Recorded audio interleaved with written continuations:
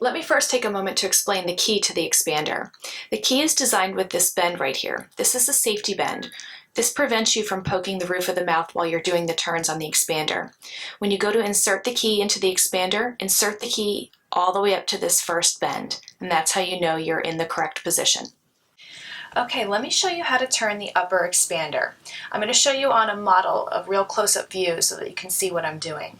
What you're going to do is take your key and insert the key into the hole in the forward position. This is the hole towards the front of the mouth. Go ahead and slide the key into the hole until you feel it hit that safety bend there. Then you're going to push back towards the back of the mouth until you see the next hole rotate around into that forward position. That's one complete turn. When you go to remove the key, be sure to pull straight down to remove it and not pull forward to remove it, because as you pull forward, you can see you're reversing the turn. So instead, make sure you pull straight down to remove the key. Then what you're going to do is always double check yourself. Go ahead and take your key and see if you can replace it into that forward hole again. If you can, you've done a great job turning. And here's what it looks like to turn the upper expander in somebody's mouth. So you're going to take your key, insert the key into the hole in the forward position, or the hole closest to the front of the mouth.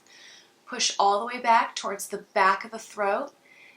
Once you see the next hole visible, go ahead and pull straight down on the key to remove it, and reinsert the key in the hole in the forward position to check your turn to make sure you've done one complete turn. Okay, let me show you how to turn the lower expander again on a model of a patient's mouth so you can clearly see what it looks like.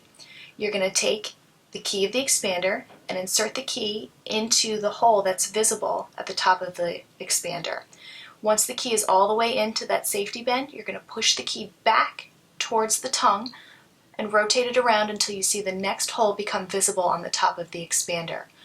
That's one complete turn, so you can go ahead and slide your key straight out towards the tongue to remove it. And again, double check yourself by putting the key into the visible hole again to make sure you've completed your turn. And here's what it looks like to turn the lower expander in somebody's mouth. Find the hole visible at the top of the lower expander. Insert your key into that hole. Make sure the key drops all the way down into that safety bend.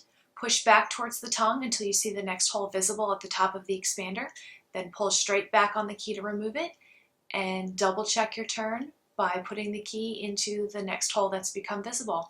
And that's how you turn expanders. Great job!